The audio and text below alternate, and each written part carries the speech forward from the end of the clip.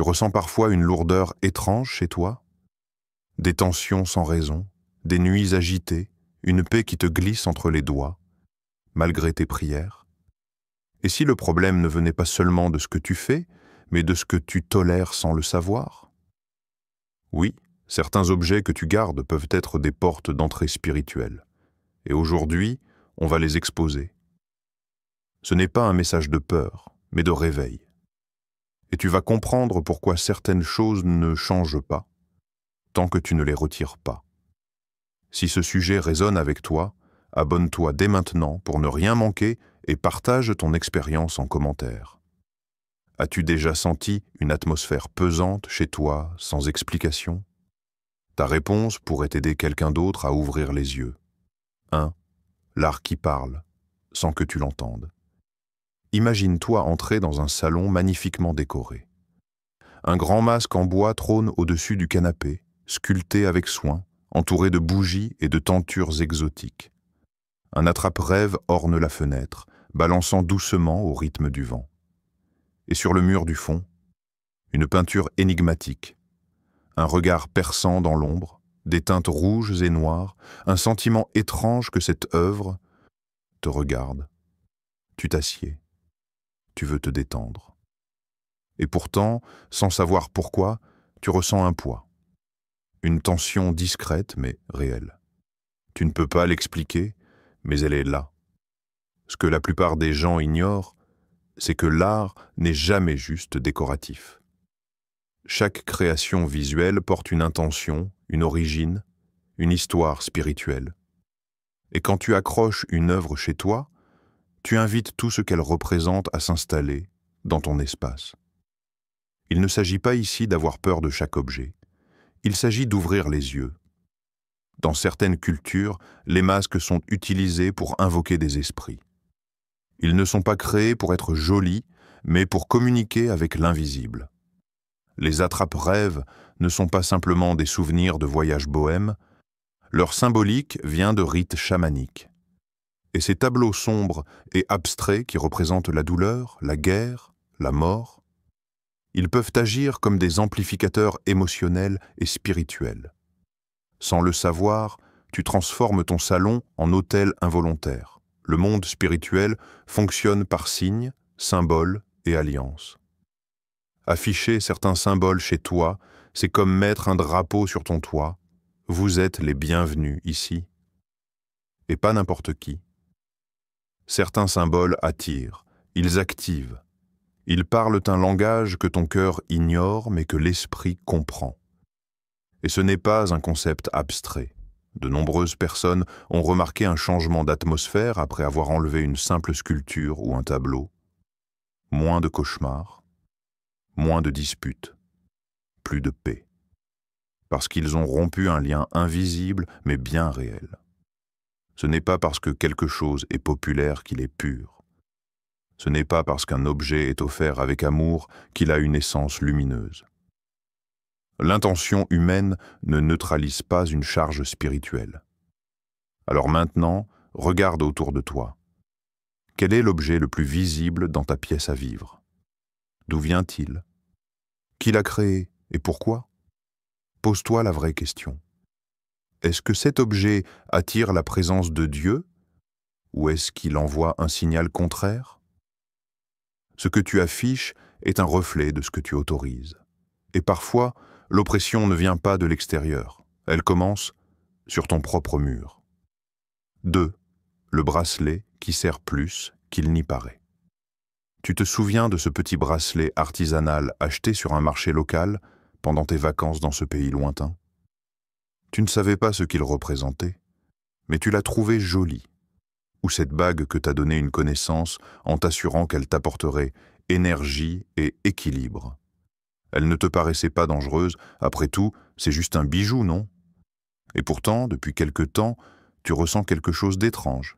Tu la portes, et une migraine monte. Tu dors mal, tu te sens vidé, sans cause apparente. Tu l'enlèves, ça passe. Tu la remets, ça recommence. Hasard? Peut-être pas. Les bijoux, dans de nombreuses traditions spirituelles, sont bien plus que des ornements. Ce sont des canaux, des porteurs, des transmetteurs. Quand ils sont conçus dans un cadre ritualisé ou spirituellement chargé, ils sont faits pour connecter, lier, transférer. Parfois, ils sont bénis, d'autres fois, ils sont chargés. Et ce n'est pas une bénédiction que tu veux. Tu vois, un bijou peut porter en lui l'intention de celui qui l'a fabriqué, l'énergie de celui qui l'a porté, l'origine de celui qui l'a offert. Et toi, sans le savoir, tu le portes contre ta peau, jour après jour. Ce n'est pas une histoire de superstition, c'est une question de discernement. Dans certains cas, des objets sont même consacrés à des entités spirituelles. Tu ne les as pas invoqués. Mais en portant ce collier, tu as accepté un lien. En gardant cette bague, tu as signé sans lire. Et dans le monde spirituel, l'ignorance n'annule pas l'accord. Certains bijoux transmettent la paix, d'autres, le poids.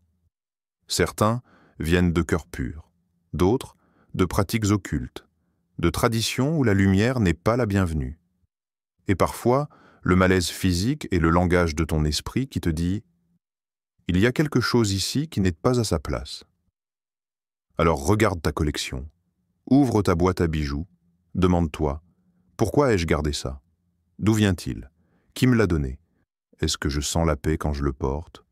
Ou quelque chose d'autre ?» Tout ce qui brille n'est pas bénédiction, et parfois, ce qui semble t'embellir est en train de t'enchaîner. 3. Ce livre sur ta table n'est peut-être pas neutre. Tu rentres chez toi après une journée difficile. Tu cherches un peu de réconfort, un peu de clarté. Et là, sur la table basse, ce petit livre au titre accrocheur éveille ton énergie intérieure, manifeste ta destinée grâce à l'univers, comprendre ton signe astrologique pour mieux te connaître. Tu feuillettes. Ça parle de vibrations, de réalignement, d'ondes positives, de pouvoirs cachés. Le ton est doux, presque rassurant. Et pourtant, sans le savoir, tu viens d'ouvrir une fenêtre. Pas sur la lumière, mais sur quelque chose de bien plus flou, bien plus glissant. On vit à une époque où l'ésotérisme s'est relooké. Fini les pentacles, les capuches noires et les incantations effrayantes. Aujourd'hui, la magie se cache derrière des termes comme énergie, connexion universelle, pleine conscience, empowerment. C'est propre, design, tendance. Et c'est précisément ce qui rend cela dangereux. Ces livres, ces cartes, ces manuels de développement personnel New Age, ils prétendent t'aider. Ils te promettent une maîtrise de ta vie, un alignement intérieur, une clarté mentale, mais à quel prix? Et à travers quelle source? Ce qu'ils ne te disent pas, c'est que beaucoup de ces enseignements reposent sur des fondations spirituelles incompatibles avec la foi biblique. L'astrologie, par exemple, prétend que les étoiles dirigent ta personnalité, ton avenir, tes choix. Mais Dieu t'a donné le libre arbitre. Et ce n'est pas la position de Saturne qui détermine ta paix intérieure, c'est ta relation avec celui qui a créé les étoiles. Lire un livre, ce n'est pas juste absorber de l'information, c'est se connecter à une voix.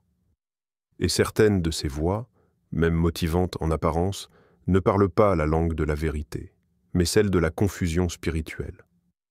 Et dans ta maison, chaque voix autorisée prend place. Tu veux entendre la voix de Dieu, mais tu lis des textes inspirés par des doctrines contraires. Tu veux marcher dans la lumière, mais tu ouvres ton esprit à des messages qui flattent l'ego tout en t'éloignant subtilement de la source véritable de vie. Pose-toi ces questions. Ce livre glorifie-t-il le Créateur ou la création?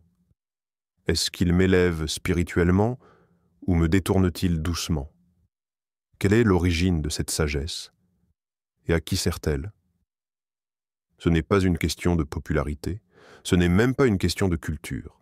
C'est une question de porte ouverte ou fermée, et certaines portes se ferment en fermant simplement un livre. 4. Ce qui se cache derrière le sourire d'une poupée. Il fait nuit. La maison est silencieuse. Et dans la chambre de ton enfant, une veilleuse diffuse une lumière chaude. Tout semble paisible, sauf que ton enfant se réveille encore une fois en hurlant. Il parle d'une ombre dans le coin. Il dit qu'il ne veut pas dormir dans cette pièce. Tu vérifies. Rien. Personne. Mais dans un coin du meuble, une poupée ancienne te fixe du regard. Tu l'avais presque oubliée. Ce n'est qu'un jouet, n'est-ce pas? Un souvenir de famille. Ou un objet offert par un proche bien intentionné. Pourtant, depuis qu'elle est là, quelque chose cloche. Tu n'as pas de preuves, mais tu sens que cette poupée n'est pas qu'un objet décoratif. Beaucoup de traditions spirituelles utilisent des figurines artisanales ou des représentations humaines ou animales comme relais. Dans certaines cultures, ces objets sont consacrés, animés, utilisés dans des rituels de transfert, d'invocation ou de canalisation. Ils ne sont pas conçus pour être mignons, ils sont conçus pour héberger une présence. Et parfois, ces objets se retrouvent dans nos maisons sous forme de cadeaux, de souvenirs exotiques ou d'héritages décoratifs. On les pose sur une étagère. On les oublie. Mais eux n'oublient pas d'être actifs. Le monde spirituel ne fonctionne pas avec notre logique humaine. Il reconnaît les formes, les intentions, les pactes, les symboles. Une simple figurine de dragon sculptée dans la pierre, un gargouille sur une étagère, une fée, un totem, une poupée de chiffon aux yeux de verre. Ce ne sont pas de simples détails esthétiques, ce sont des points d'ancrage. Certains enfants sont hypersensibles. Ils ressentent ce que les adultes ont appris à ignorer.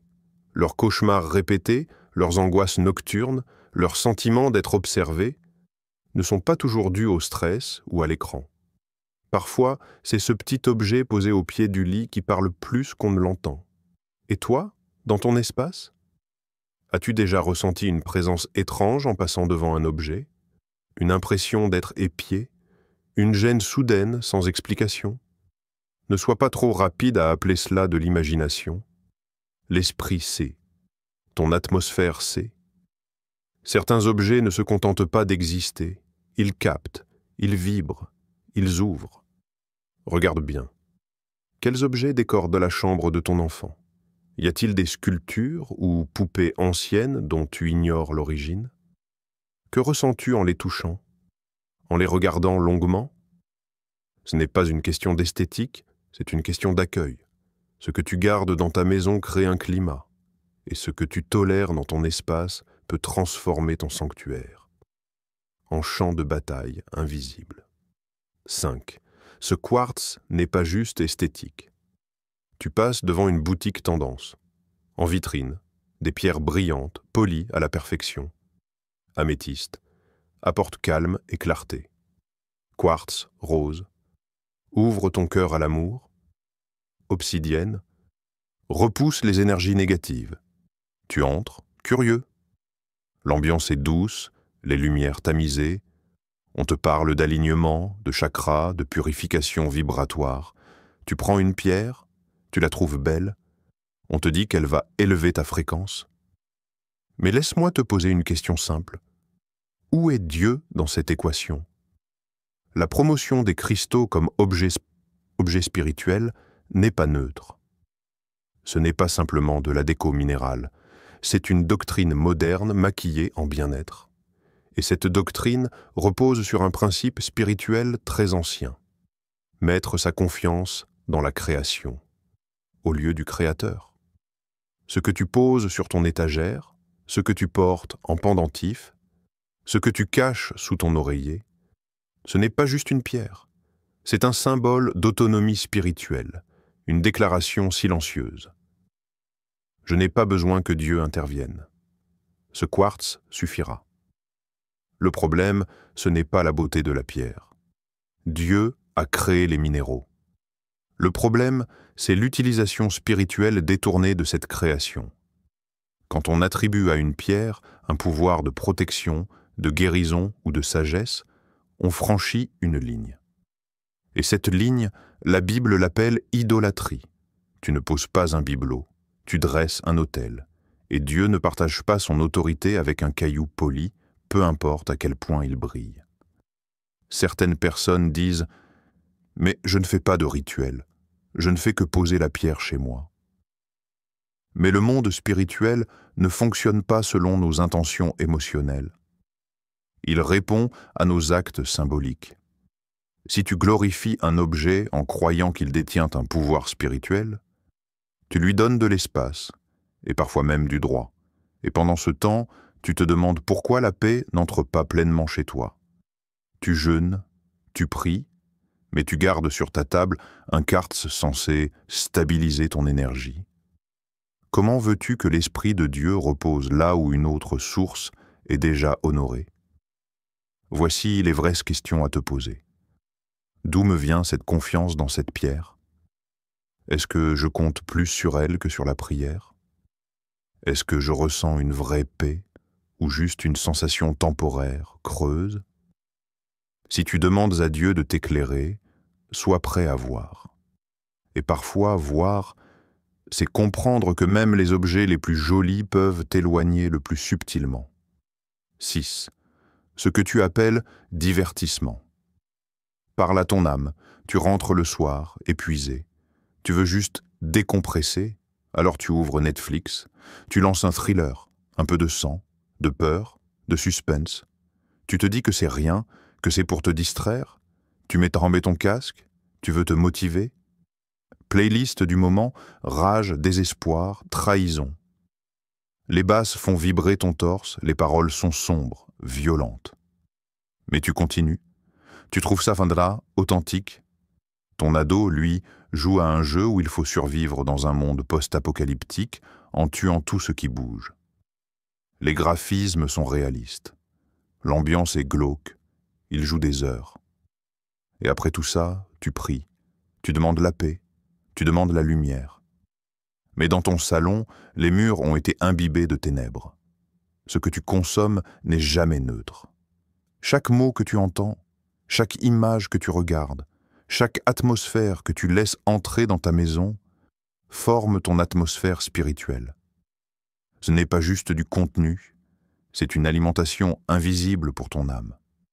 Et l'ennemi n'a pas besoin de posséder ta maison pour y semer la confusion. Il lui suffit d'avoir la télécommande. Les films d'horreur exaltent la peur. Les séries glauques normalisent la perversion. La musique violente sème l'agitation. Les jeux violents entraînent à la destruction. Et ensuite, on se demande pourquoi l'ambiance chez nous est lourde, pourquoi l'anxiété rôde, pourquoi la joie semble éteinte. Tu ne peux pas prier pour la paix et laisser le chaos résonner entre tes murs. Tu ne peux pas demander à Dieu de te parler pendant que tu t'endors avec une série qui glorifie l'adultère, la mort ou la vengeance. Dieu ne partage pas l'espace avec la confusion. Et ce n'est pas une question d'être religieux ou strict. C'est une question de cohérence spirituelle. Si tu veux que ta maison respire la présence divine, tu dois commencer par filtrer les voix qui y résonnent. Chaque chanson, chaque film, chaque jeu est une voix. Et toutes ne viennent pas de la bonne source. Demande-toi, ce que je regarde m'élève-t-il ou m'enfonce-t-il? Cette musique me connecte-t-elle à Dieu ou me plonge-t-elle dans un monde intérieur sombre? Ce jeu m'endurcit-il ou m'ouvre-t-il à l'empathie, à la paix? Le diable n'a pas besoin de toquer à ta porte quand tu l'invites chaque soir via l'écran. Il entre avec le volume à fond.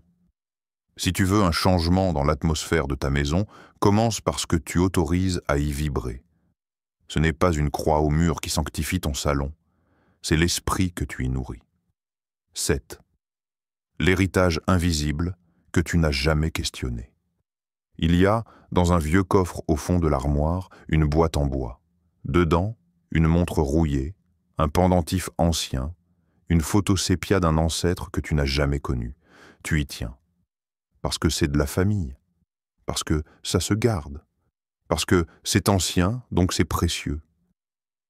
Mais as-tu jamais demandé d'où ces objets viennent réellement? Pas le lieu, pas l'époque, mais l'origine spirituelle. Ce que beaucoup ignorent, c'est que certains objets transmis de génération en génération ne transportent pas seulement des souvenirs, ils transportent aussi des alliances invisibles.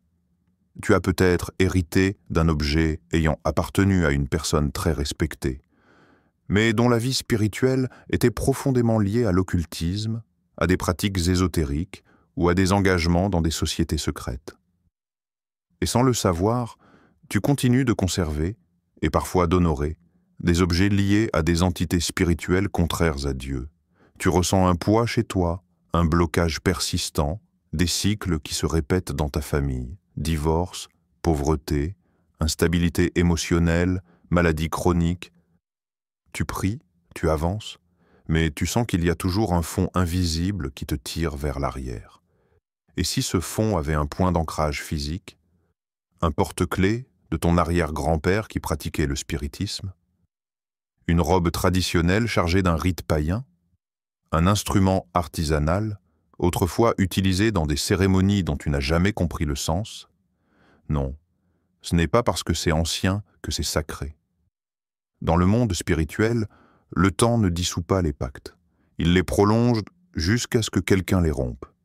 Ce n'est pas une invitation à jeter tout ce qui est vieux, c'est une invitation à discerner, à interroger l'histoire de tes objets, à demander à Dieu la vérité sur ce que tu portes sans le savoir. Voici ce qu'il faut se demander. Est-ce que cet objet est porteur de paix ou de poids? Est-ce que je garde cela par amour ou par attachement aveugle? Est-ce que j'ai jamais demandé à Dieu ce qu'il pense de cet objet? Certains souvenirs ne sont pas des trésors. Ce sont des chaînes joliment emballées. Et parfois, pour avancer vers ta destinée, tu dois briser ce qui lie ta lignée. Non pas par rejet de ton passé, mais par alignement avec ton futur. Car tu n'as pas été appelé à perpétuer l'obscurité. Tu as été appelé à redéfinir l'héritage. Alors maintenant que tu sais, que vas-tu faire? Inspecte ta maison. Pose-toi la question. Est-ce que ceci invite la paix ou ouvre une porte invisible au chaos? Ne tolère plus ce qui bloque ta croissance spirituelle. Retire, détruis, purifie. Et ensuite, prie. Consacre chaque pièce. Ta maison n'est pas un champ de bataille. C'est un sanctuaire. Un lieu où la voix de Dieu doit pouvoir résonner clairement, sans interférence. Tu as l'autorité spirituelle. Utilise-la.